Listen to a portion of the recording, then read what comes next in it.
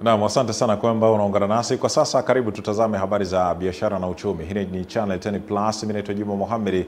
Tuendelee kuangaza habari za biashara na uchumi na tuanzie taarifa hii njema ambapo Tanzania inatarajiwa kunufaika na mpango wa Benki ya Dunia wa kuboresha mnyororo wa thamani wa sekta ya kilimo katika bara la Afrika kupitia programu yake mpya ya kuendeleza kilimo ya AgroConnect itakayogharimu dola bilioni 9 za Marekani.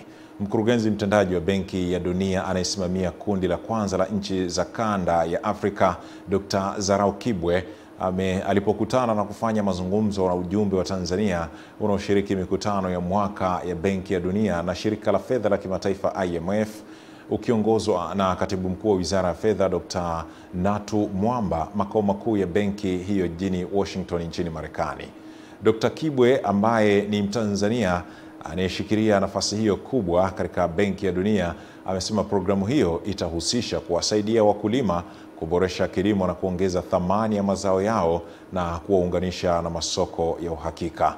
Kwa upande wake, katibu mkuu wa Wizara ya Fedha Dr. Natu Mwamba, pamoja na kuishukuru Benki ya Dunia kwa kuendeleza kutoa fedha zinazotumika kutekeleza miradi mbalimbali ya maendeleo, ameonyesha furaha yake kwa utayari wa Benki ya Dunia kusaidia ujenzi wa mradi mkubwa wa kimkakati wa reli ya kisasa SGR, sekta ya madini, afya, nishati, kilimo, elimu na ujenzi wa miundombinu mbalimbali.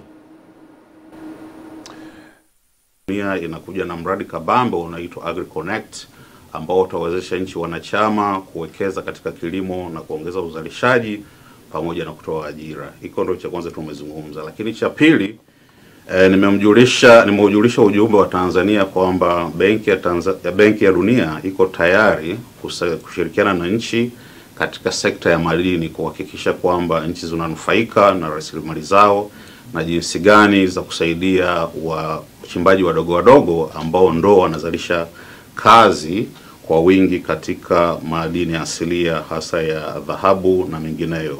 Kuna mradi wa AgroConnect ambayo Tanzania ni moja ya nchi ambazo zitashiriki kwenye huo mradi. Ni mradi mkubwa sana unaohusu namna ya kuendeleza kilimo, na sisi tunavyotambua kilimo kwa Tanzania ni kitu ambacho ni muhimu sana, kinachukua asilimia kubwa ya wananchi kwenye kilimo na pia kinachangia pato la taifa kwa ukubwa.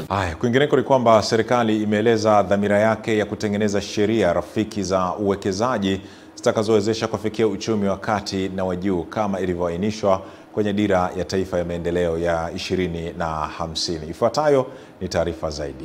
Imebainishwa wakati wa kikao kazi kati ya ofisi ya msajili wa hazina, ofisi ya mwanasheria mkuu wa serikali, ofisi ya wakili mkuu wa serikali na ofisi ya mwandishi mkuu wa sheria kilichofanyika Kibaha mkoani Pwani.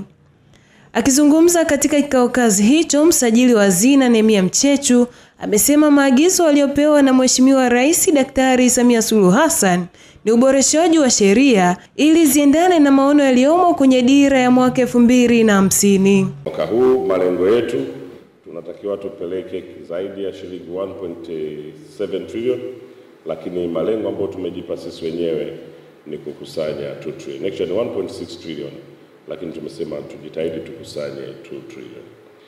Naye naibu mwanasheria mkuu wa serikali Samuel Maneno amesema uimara wa taasisi za umma na sekta binafsi unategemea ubora wa sheria zinazosimamia uwekezaji.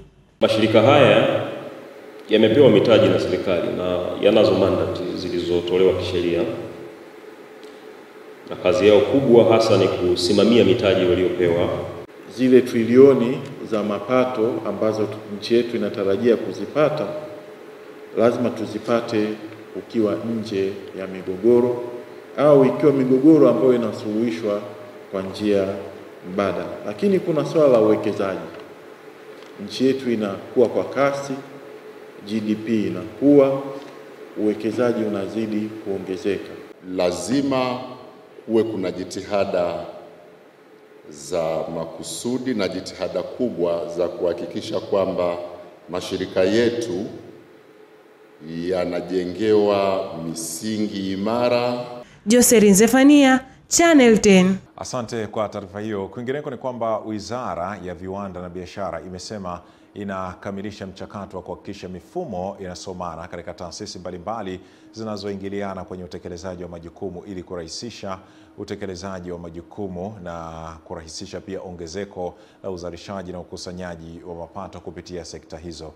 Raya Kipingu kutoka Tanga, taarifa yake inafafanua zaidi.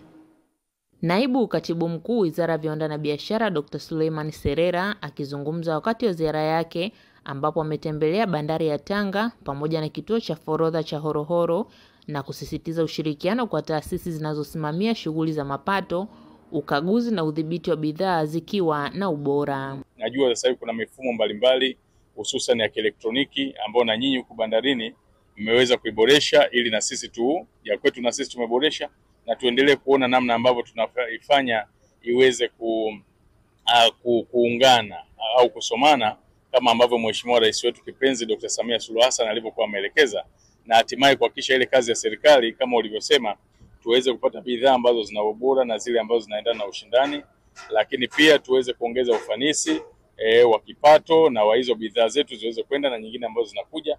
Kuhusu uhakika wa ubora wa bidhaa, Bwana Joseph Raymond ambaye ni meneja msaidizi wa forodha mkoa wa Tanga akawahakikishia wananchi namna wanavyozingatia ulinzi wa afya kwa watumiaji, huku mwakilishi wa meneja wa bandari akieleza ongezeko la mapato kutokana na maboresho yaliyofanywa kwenye bandari ya Tanga. Katibu Mkuu akishia pia kwamba tuko na taasisi nyingine kama za madawa, TBS, ili kuhakikisha kwamba mizigo inayoingia nchini iko na ubora, iko kwa ajili ya usalama wa wananchi. Kabla ya maboresho kwa na uwezo wa kuhudumia tani 750,000. Lakini sasa hivi uwezo wetu ni tani 3,000,000. Ndio tunapanda kila mwaka. Kutoka Tanga, Raya Kipingu, Channel 10. Na habari ya mwanahabari wetu Raya Kipingu inahitimisha habari za biashara na uchumi usiku huu wa leo. Asante kwa wote ambao bado umeendelea kubaki na Channel 10 Plus. Tupate mapumziko mafupi, tukirejea hapa tutakuja kuungana na Bibi Esther Mtebe kutupitisha kwenye habari za michezo na burudani. Endelea kubaki na Channel 10 Plus.